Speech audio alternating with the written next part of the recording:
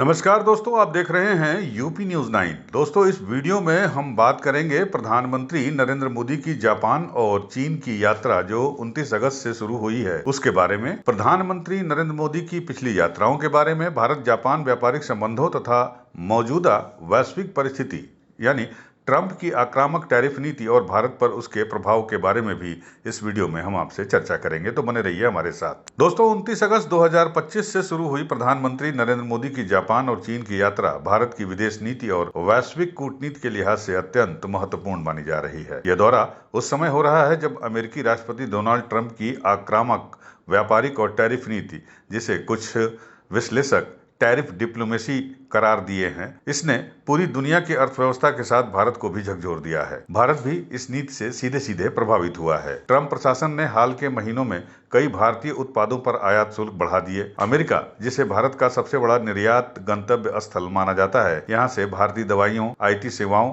और स्टील उत्पादों पर बढ़े टैरिफ का सीधा असर पड़ा है। ऐसे समय में जब वाशिंगटन के साथ रिश्ते संतुलन में हैं, भारत के लिए ये जरूरी हो गया है कि वो अपने एशिया के दो बड़े पड़ोसियों जापान और चीन के साथ अपने आर्थिक और रणनीतिक संबंध को मजबूत करे। आपको बता दें, प्रधानमंत्री नरेंद्र मोदी ने 2014 में सत्ता संभालने के बाद से जापान को हमेशा अपनी विदेश नीति में विशेष स्थान दिया है। उसी साल सितंबर 2014 में उन्होंने बतौर प्रधानमंत्री अपनी पहली द्विपक्षीय यात्रा जापान की थी। उस समय टोक्यो और नई दिल्ली के बीच न केवल आर्थिक बल्कि सांस्कृतिक, बौद्ध विरासत और लोकतांत्रिक मूल्यों के आधार पर भी रिश्ते नई ऊंचाइयों तक पहुंचे थे। 2018 और 2019 के बीच दोनों देशों ने विशेष सामरिक और वैश्विक साझेदारी, special strategic and global partnership को और मजबूत किया। इसमें रक्षा सहयोग, समुद्री सुरक्षा, विज्ञान, तकनीक और बुनियादी ढांचे का विकास शामिल था। जापान ने भारत में मुंबई अहमदाबाद के बीच हाई स्पीड रेल परियोजना बुलेट ट्रेन प्रोजेक्ट में 80% से अधिक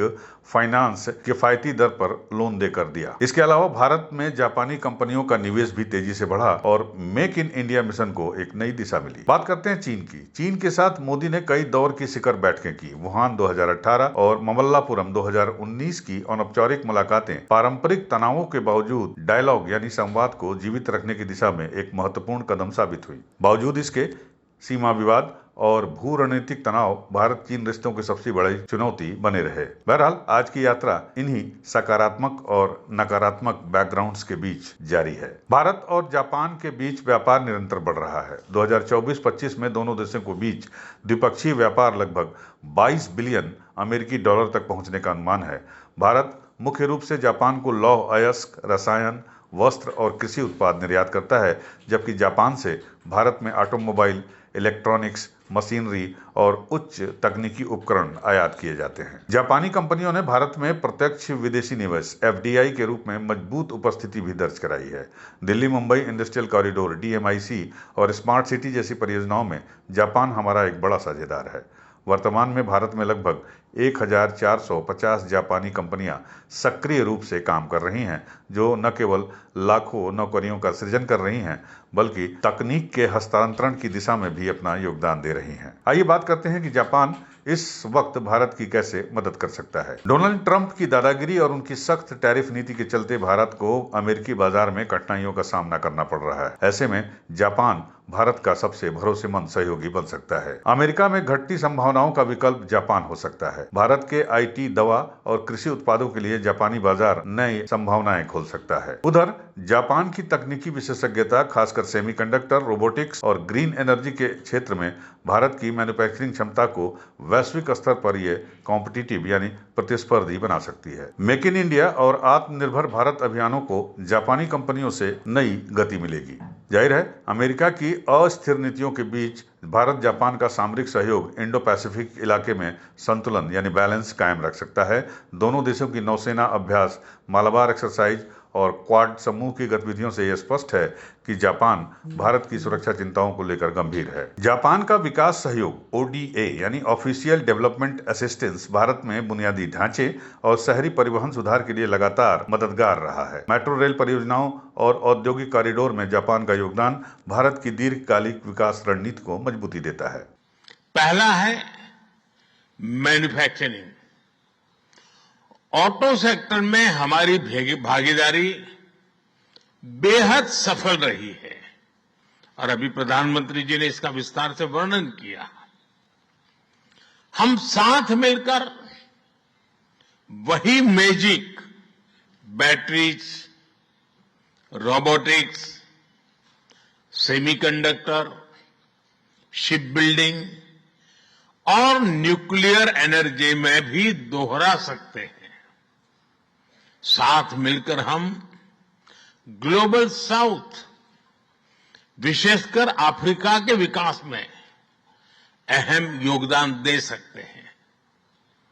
मैं आप सबसे आग्रह करता हूं, कम make in India, make for the world. बात करते हैं चीन की। चीन यात्रा का महत्व के बारे में। चीन यात्रा भी मोदी की इस विदेश कूटनीति का अहम हिस्सा है। व्यापार और सीमा विवादों के बावजूद दोनों देशों के बीच आर्थिक रिश्ते मजबूत बने हुए हैं। भारत और चीन का द्विपक्षीय व्यापार 2024-25 में लगभग $137 बिलियन तक पहुंच गया है। हालांकि व्यापार असंतुलन अभी भी भारत के पक्ष में नहीं है। हम चीन को ज्यादा एक्सपोर्ट करने के बजाय चीन से ज्यादा इंपोर्ट करते हैं। बहरहाल चीन और भारत दोनों ही ट्रंप की टैरिफ डिप्लोमेसी से प्रभावित हुए हैं। चीन के उत्पादों पर अमेरिका ने भारी शुल्क लगाए हैं, जिससे बीजिंग लंबे समय से वाशिंगटन के साथ तनावपूर्ण रिश्तों में उलझा हुआ है। इसलिए नई दिल्ली और बीजिंग के बीच सहयोग के नए रास्ते खुल सकते हैं, खासतौर पर एशियाई बाजारों में आपसी सहयोग के जरिए वैकल्पिक संगठनात्मक ढांचे की दिशा में। इस बीच भारतीय अर्थव्यवस्था की एक सकारात्मक तस्वीर भी सामने आई है। आपको बता दें, प्रधानमंत्री नरेंद्र मोदी की इस यात्रा से पहले भारत की अर्थव्यवस्था से एक राहत भरी खबर भी आई है।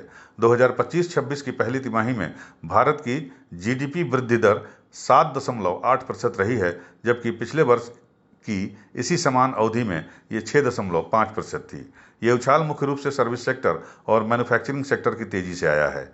आईटी सेवाओं की बढ़ती मांग, डिजिटल भुगतान प्रणाली में विस्तार और इलेक्ट्रॉनिक्स मैन्युफैक्चरिंग में निवेश बढ़ने से ये वृद्धि संभव हुई है। जाहिर है, ये आर्थिक सफलता भारत की कूटनीति को और सशक्त बनाएगी, क्योंकि अब मोदी जापान और चीन में केवल एक साझेदारी के आकांक्षी देश के नेता नहीं हैं, बल्कि एक तेजी से बढ़ती हुई अर्थव्यवस्था के प्रतिनिधि बनकर एशिया में बैलेंस यानी संतुलन कायम करने पहुंचे हैं। 29 अगस्त से शुरू हुई प्रधानमंत्री मोदी की जापान और चीन यात्रा भारत की विदेश नीति का एक निर्णायक क्षण है।